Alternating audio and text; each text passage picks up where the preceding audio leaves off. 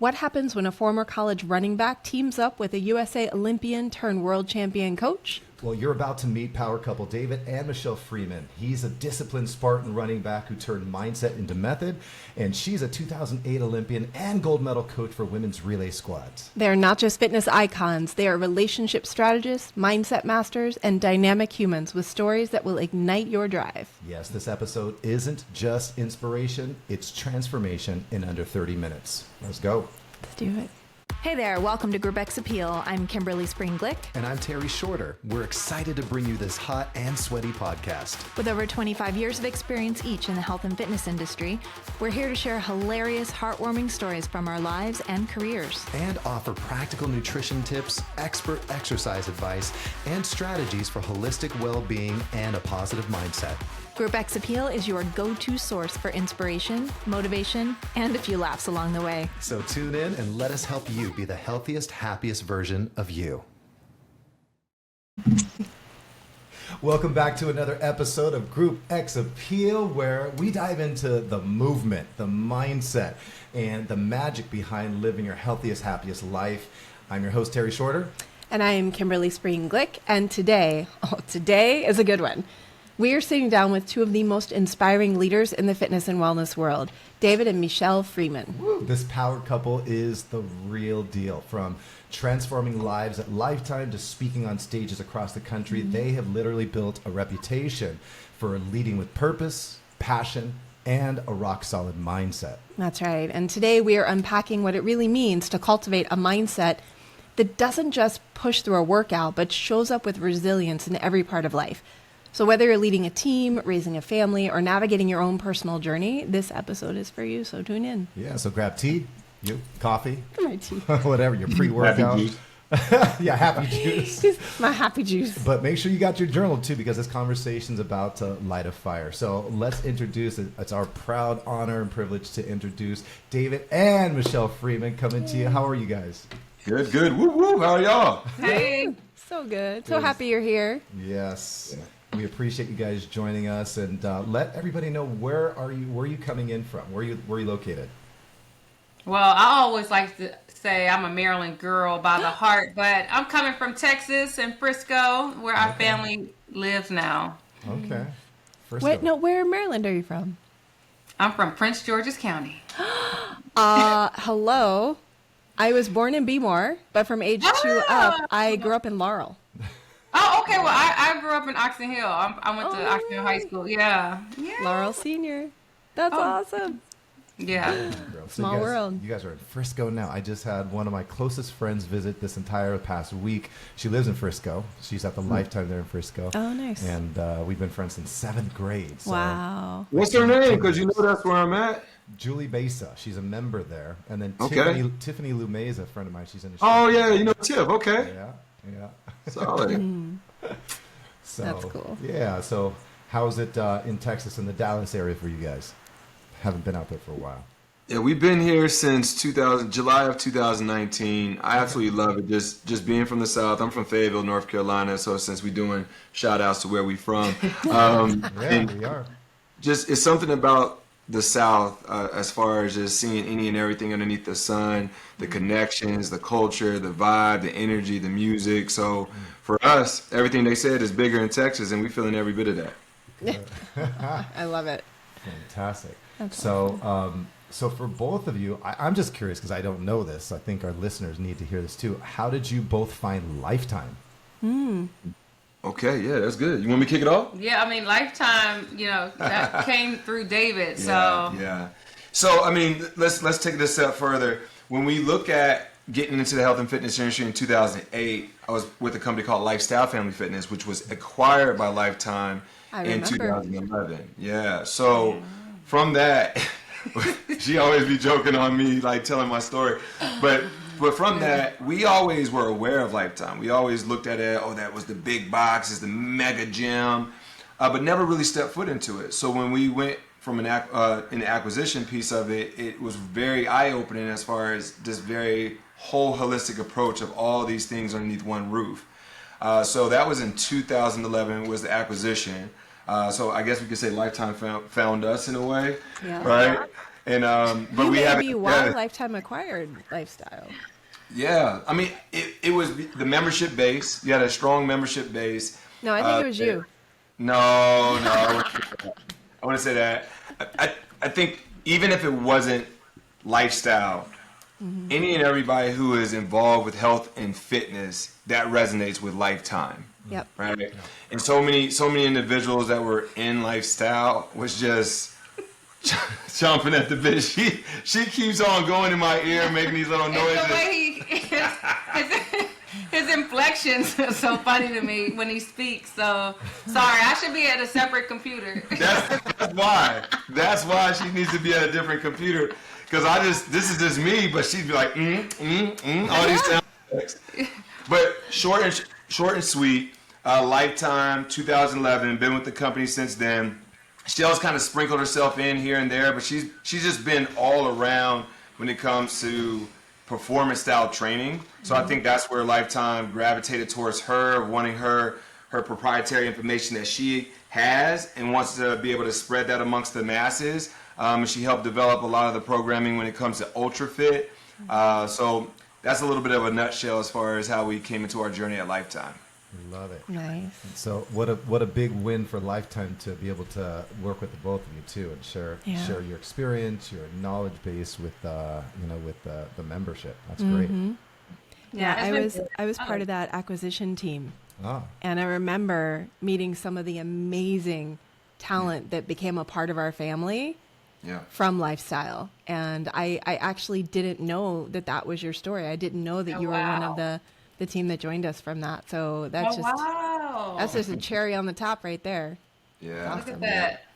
I was excited when it all happened. It was the unknown. Obviously, just like with any acquisition, you would think of the fear of the unknown of what you're about to walk into. But it was the greatest thing. I got actually the nudge from Shell to go into leadership prior to the acquisition.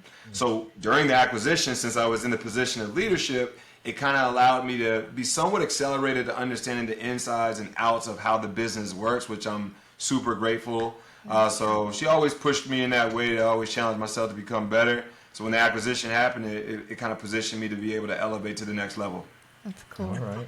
And so speaking of acquisitions, the better acquisition is you two finding one another. When did you guys both meet and how?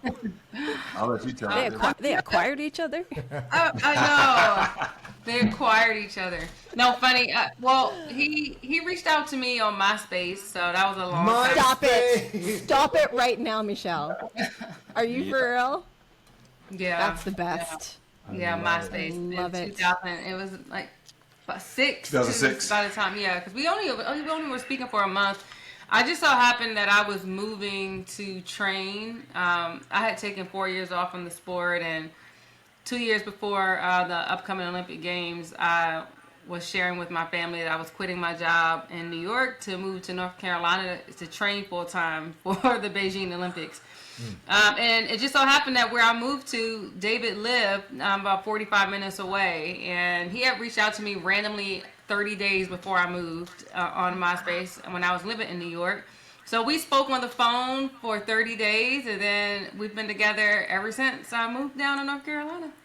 Wow. How about that? That's Great cool. story. Well, thank you for sharing that. Nothing happened by chance, that's for sure. No, definitely. Guided. What a Ordered. great alliance. Well, we have a handful of questions for you that we'd love to dive into so that we can get your insight, your wisdom from the life experience you both bring to the table. So thank you again for being here and being willing to share with us. So the first question, I'll kick it off. Yeah. We'd just love to know, what role has mindset played in shaping your success, both individually and together as a couple? Oh, you want me to start? I mean, it's important just to be anchored in how you're making your decisions on a daily basis, your yeses and your nos. So it's important to start with your why, like an uncompromised motivator. Of course, people can say your core values, but just being clear, having a clarity around what means the most to you, and then making your daily choices and decisions based on that. Now you can filter a little easier. Especially when it's a hard decision. And sometimes, it takes a lot of, courage and belief, but that is all rooted in the way you think. And, since I was young, I always tell David, I've had the mindset of it's always a way. I always want to figure something out, bring a solution, problem solve. And so that's my expectation and how, I move forward.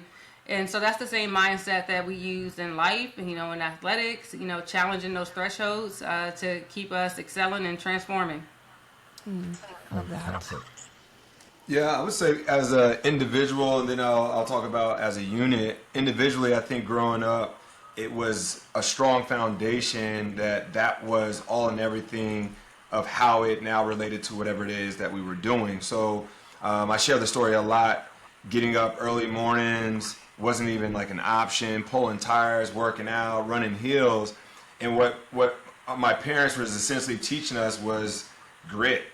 And then whenever we were now facing anything that felt like adversity, it was like, oh, well, we can get through this. This isn't that serious. So the foundation of what my parents instilled in both myself and my sister was huge, and it helped translate into my adult life. And the other thing, too, when it comes to being an individual, I feel like it's almost less pressure because it's on you. You figure it out. If you do it, you don't do it. The risk factor isn't going to be as crazy because you'll figure it out to go this way or that way. When it becomes a unit, it's so many other variables that are involved. There's so many other emotions, and now it is higher risk factors. So to what Shell just said, she is more of the high risk. I'm going to figure it out as I'm flying this plane. No, not that far. Not that far. Not that far. You heard the scenario as far as building the plane as you're flying it? No. I'm going to know how to fly the plane. I may not know where I'm going yet. Mm-hmm. That's okay, yep. Yes.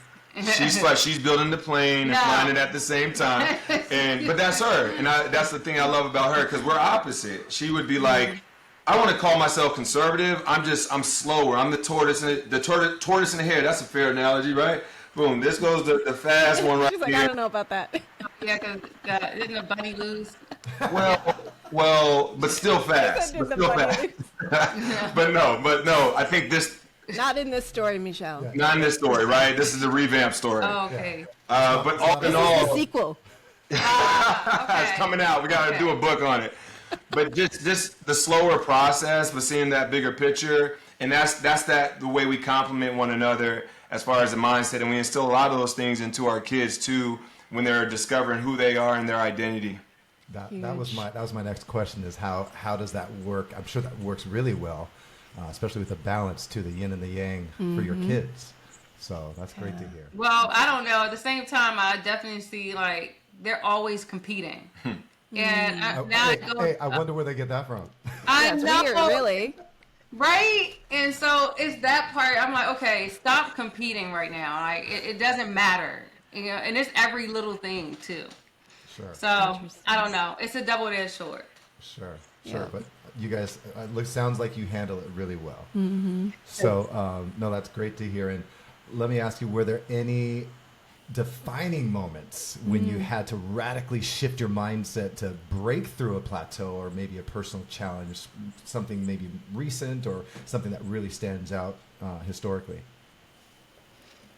I mean, I think about just I would say the difference in being elite athlete for myself was mastering the way that I thought. It was a breakthrough for me to have the courage and just the commitment and the discipline to even think that I could pull off, making an Olympic team or making a world championship team. I remember races in college where I could win one weekend and lose the next, just depending on who was lining up next to me. So things like that changed my outcomes. Why are you staring at me?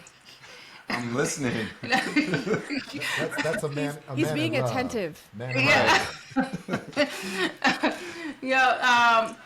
that's really where the difference was. I would lose from week to week in college just because I didn't have the strength and the way I thought about myself. So just being, like I said, clear in an older age when it was time for me to take the risk on myself. I would say that was a real defining moment for me to lead the path and saying that I can truly pull this off. Mm-hmm. My defining shift was when I was overseas. This is shortly after college. I was playing in the Euro League, and I was so lost as far as from an identity standpoint, kind of living up to the expectations of what everybody else expected. So therefore, my identity became the narrative of what everybody else was saying. So you should be in the NFL. You should be a pro football player. And when that wasn't happening, you feel like you're a failure. So when I was isolated overseas, I was away from a lot of that noise, a lot of what was being said on phones and watching TV and everything else. And I was able to now find out more about self. And that process opened up my eyes and also allowed me to be able to champion something that already existed, but it was just muted because of everything else that I was listening around me. Sure. And the irony of that is now I came back with a strong foundation coming back to the States, but the irony is now I got into a profession of health and fitness that I just obviously been around my whole life.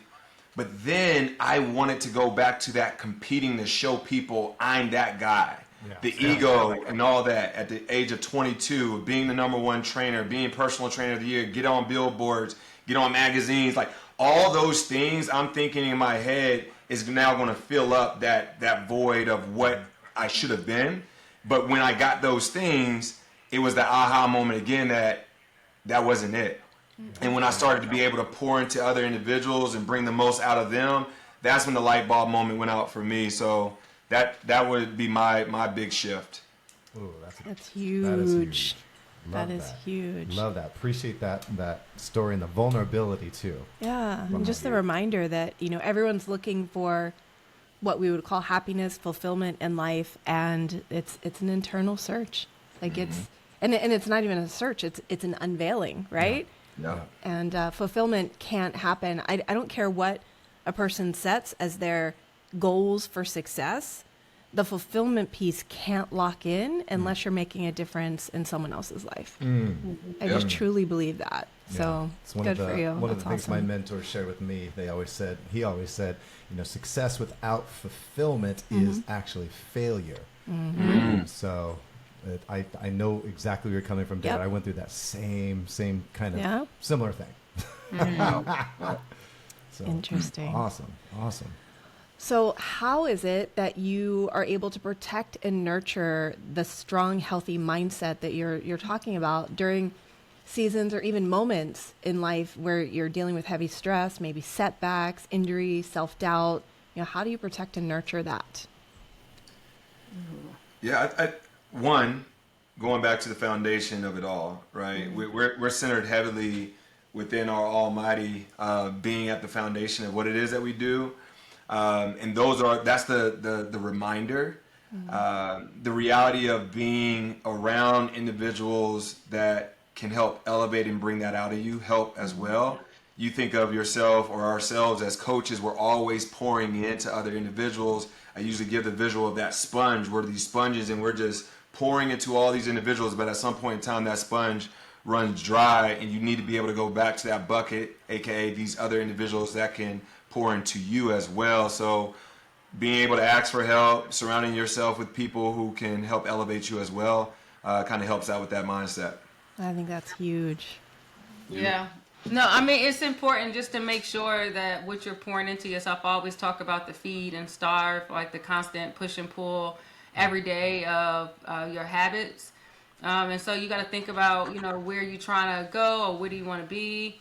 And again, going back to that daily decision making and how you're filtering, it comes back to that very thing. What are you pouring into every day to feed those habits and those choices to be ready for what you see for yourself, and what are you starving? The habits that pull you away from that. So there's no neutral ground when I think about decisions and choices every day. And so which direction are you moving is how you have to hold yourself accountable to every detail.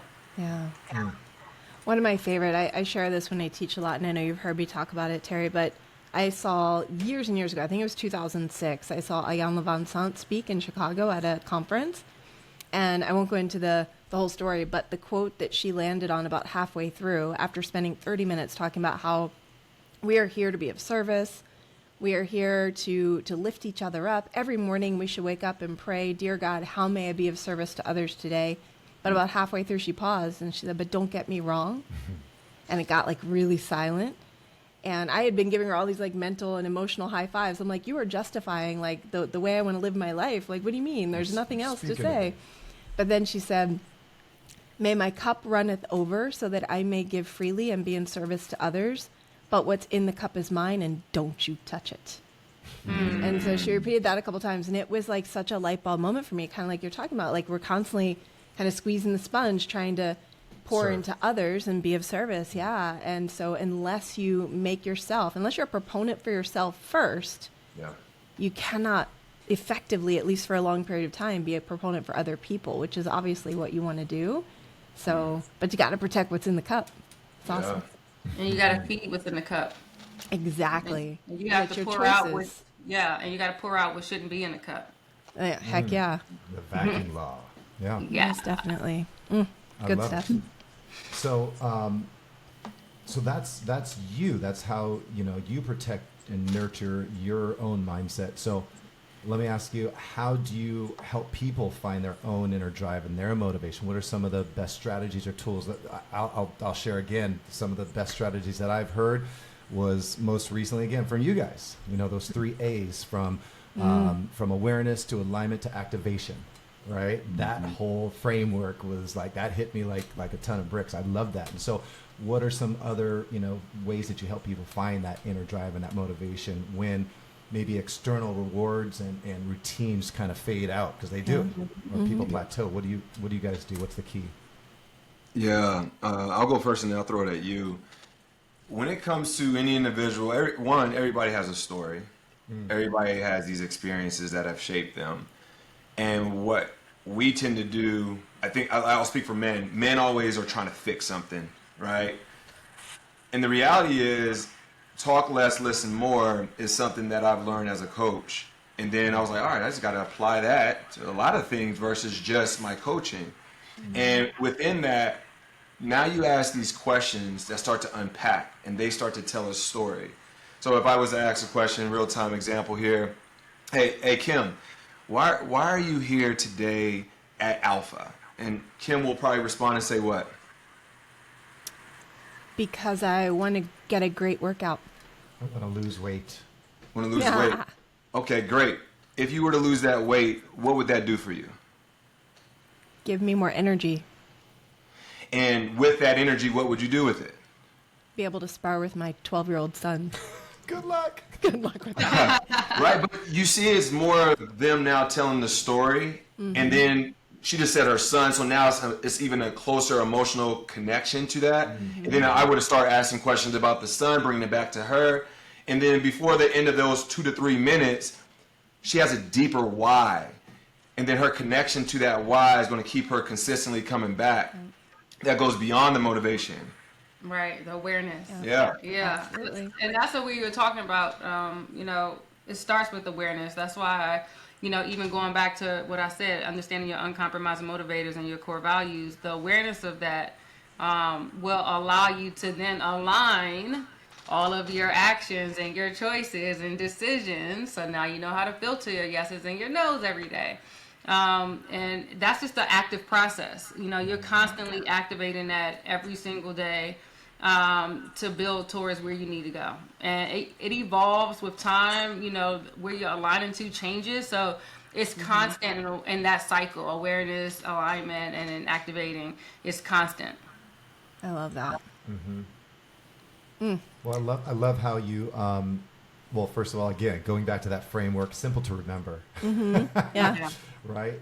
So simple to remember. We've talked about it a few times since Really? I'll speak. Can you tell? Oh. But also how you, David, you kind of unpeel the layers when you're asking the questions to Miss Kim who's doing alpha classes, right? You're getting to the heart of the story, getting to the heart of her reason why, which, tells a story and is the main driver, the main point of inspiration. Yeah. Sometimes you got to go a few layers deeper. Because there's the extrinsic and intrinsic, right? So we want to Yes. get deeper into the intrinsic, what inspires versus motivates. So love it. Right. All right, got one more question for you. Let's do it. Knowing what you know now, dun dun dun. What piece of advice would you give to your younger self? Ooh, I love this question. Me too. You know your answer, David? Yeah. Oh man. Advice I would give is, so much grace. And it's not about how quickly you can get it. It's about who you brought along with you in that journey. Don't make it about yourself. Yeah, so something along those lines of give yourself grace, understand that within your learnings, right? Because you're not necessarily failing, you're either learning or winning. That's Nelson Mandela. But more importantly, those that you bring along with you in your journey versus making it about yourself. Love it. Yeah. I mean, oh man, being so young, I just think about, I have like this, my mom will always say, you think you're invincible. You think you're invincible. Like she still says it today. Love it. But yeah, I always tell my younger self, you are invincible. It's like, no, That's accurate. no, not at all. But no, I will just let myself know that it will all work out. I mean, there's been times where you think that you're in the worst situation at that time, at different points of your life. And just looking back, I can just see my younger self, and I just want to tell her in that moment, it's gonna be okay. It's gonna all work out. I love that. Yes. I think if all of us, our younger selves, had someone saying that to us on a Yeah. regular basis, we'd probably be in a different place. Yes. Oh, we gotta turn the tables. Y'all don't get off that easily. Now you gotta go ahead and conversation with yourself, your younger self. What would y'all say? Oh. You know what I'm going to Ladies say. first. Ladies first. I mean, I'm going to say what I have tattooed onto my arm. I have two things, actually, and they're both what I would tell myself. Number one, rise and shine. And if you can't shine, rise anyway, because in the rising, your shine will return. And two, choose love. In any and every situation you ever find yourself in, to be the presence of love is the greatest power you will ever have. And when you choose love, you light up the world. So always try to come from a place of love. It's always a choice. I love that. Yeah. I think for me, try to find the light, try to find the fun, try to find the shine in any situation. Yeah. Because it's always there. I don't care. You're know. good at that. I do my best. I don't watch news. I try to stay away from news because that will definitely tarnish that Oh shine. man. Especially Nowadays. That's why he nowadays. hangs out with me so much. Because of, light and fun. Right. Yeah. It's kind of shiny sometimes. A little bit. Like a moth to a flame. Yeah, burnt by the fire. Yeah, it's that's what I live by. Enjoy the moments, be present, and if I could tell myself, tell myself be more present more often. Enjoy the moments. I like that. Yeah, Heck for yeah. sure. I mean, time. I'm just looking at it right now. Time. Like it just moves differently, at a certain age. So yeah. Especially when you have little ones, they're like little timepieces. Yeah. Oh my gosh. But How old- anyways, How old are your kids? You got Harley 9 going on 21, and then you got Bane that's 11. He turns 12 in a couple weeks here. yeah. Happy early birthday. Yeah. Yeah. Thank Thank you. you. When's his birthday? Is Leo. Leo, Yeah. Lion King. Okay. There we go. All right. My daughter's a Leo also. Her birthday's coming up in the next couple of weeks. 22 years old. Oh gosh, Yeah. no. What? 22. It's crazy. Wow. Yeah, but you're right, not Michelle. okay. Time goes by really fast, so you have to enjoy the moments. So one thing we can't make more of. Nope. No. So let we appreciate you both. You guys are truly fuel so for the soul. incredible. We're so again privileged to have you. Your time, your treasure, your talents, of course, to share with us and our listeners. And if you can share with our listeners, where can people follow you? Where can they find you? Are there any specific projects that you're working on that they can get excited about? Well, they can follow me on Instagram. My name is Mechelle with the E. and Lewis Freeman, my full name. Okay. And of course, they can always follow Track Girls with a Z. That is my nonprofit. I founded 10 years ago, and we've been doing a great job of supporting movement and providing empowerment opportunities through women in the sport of track and field to middle and high school age girls. So it's been great. So follow us on Track Girls, and Coach Freezy on Twitter X. Because that's my scroll demon right there. Is Okay. yeah. About that. Anyways, That's a different conversation. That's a whole nother episode right there. Freezy30, that's where most of my content is. And I kind of repurpose a lot to Facebook and LinkedIn. So Freezy30, Freezy, the number 30. All right, we'll have it in the show notes as well. So yeah, I'm doing more training. So look out for new training programs coming out. We've been speaking more and more. So if anyone ever wants to hear more about our story, they can reach out to us as well. yeah, and we can certainly vouch for. We sat in the audience while these two were lighting up the stage just a couple months ago, and it's something that led us to ask them to please come share their insight and wisdom and energy and light on Group X Appeal. So it would be worthwhile if you're looking for a dynamic duo of inspirational speakers. Yeah. These are your people right here. Fire. For sure. Well, we appreciate you both being present today, staying purposeful and sharing that purpose with other people the way that you are. And for our listeners, whether you're walking into a Group X class or starting a new habit or chasing a new goal, perhaps, it all starts between your ears, and your mindset sets the tone for literally your entire life. It really does.